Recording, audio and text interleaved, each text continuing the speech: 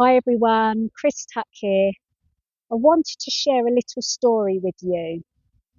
Back in 1986, I left school with 5 O-levels, and this did not include maths. I actually got a grade D for maths, and this is not an issue until you decide to embark on a career as an accountant. When I joined Office Angels after leaving college, they told me to my face, laughing, that no one would take me on without Maths O level. Now you're going to read my story in the AAT magazine in the next few months. I was interviewed just this week about my journey to becoming an AAT member and a SEMA member, and why I chose that journey and what obstacles I faced in becoming a qualified AAT member of 32 years and a qualified SEMA member of 26 years. Now, as I've been clearing out my office today, I come across my results of the exams that I sat. Now, for SEMA, we sat exams every May and every November.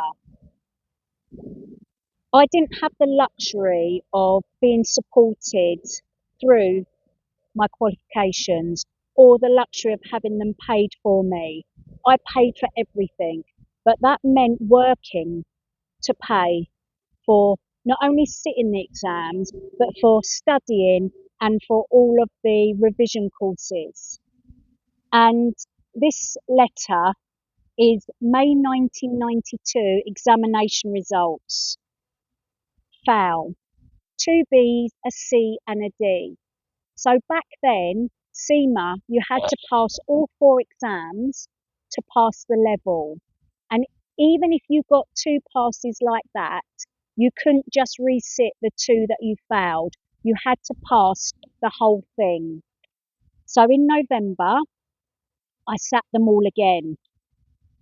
Now I got, according to this, an A, a B, a C and a D. So this meant that I could just resit the one exam because I'd got a certain number of points.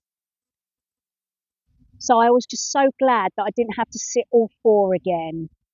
And then when I sat that exam, I actually passed it in May 93. So that level 2 took me 3 exam sittings, so 18 months of my life. And then I sat level 3 in May 94. Fail. I got a B, 2 Cs and a D, so I failed the level. So November 94, I sat the whole level again, and thankfully I got an A and 3 Bs. On to level 4. I sat this in May 96, so this took me 2 years to study. I failed miserably. Now you have to get an aggregate of 200, and the only exam that I passed really was information management. So, knocked down again, pick myself up, sit level 4 again, and I eventually pass in, where does it say, November 96.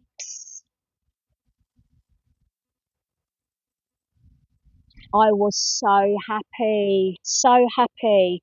Now, why am I sharing all of that with you?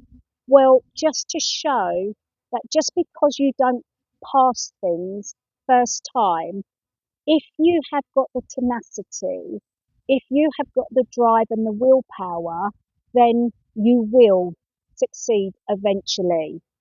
And I then got this through the post. When did I receive this? 19th of April 99. So this is 2 days after my 29th birthday. So I got qualified, passed in November 96, but it wasn't until 99 that I actually got my certificate. Why did it take so long? You have to prove that you have a certain level of experience to actually become a member of the association. So all of that time I spent studying and sitting exams, I changed jobs every year, 18 months, 2 years, so that I could match my experience to my qualification level. And here is all of the evidence that I had to collate to prove that I had all of the different experiences at all of the different jobs. So I had to literally prove that I had the experience to match the qualification. So as I've had my interview this week with the AAT, I came across all of this. And here is my actual certificate. And really, I said to the lady that interviewed me, I should really have this in a frame. So I bought a frame and I thought I would do this with you today because it's about time really that this went up on the wall. Just hope it fits. Oh no, it's too. I need a different frame. This frame is not going to fit. It is too small. So I now need a frame for this qualification because it's about time it went up in my office so I can be reminded of how far I've come. And also, I want this to inspire you guys as well, especially if you think that school, college, university is the be all and end all. It just isn't. Education does not stop. Learning is lifelong, and if you're learning, you're growing. So it doesn't matter how many times you fall down, you can pick yourself up and you can move forwards and you can achieve whatever it is you want to achieve. So after all of that hardship,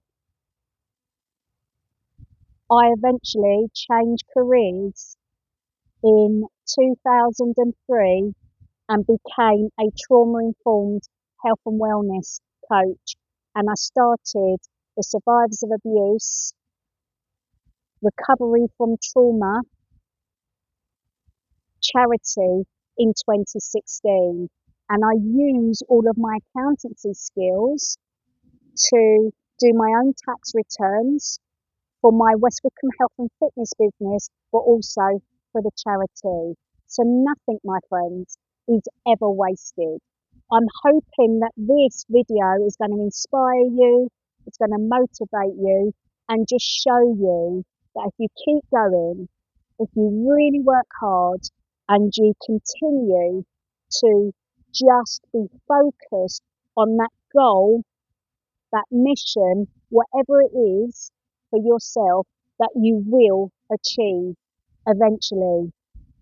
Just keep banging on that drum, my friend, and just keep going after what it was, what it is you want. All right, then, take care, and I'll see you soon. Hopefully, with a picture of my certificate in a frame that fits.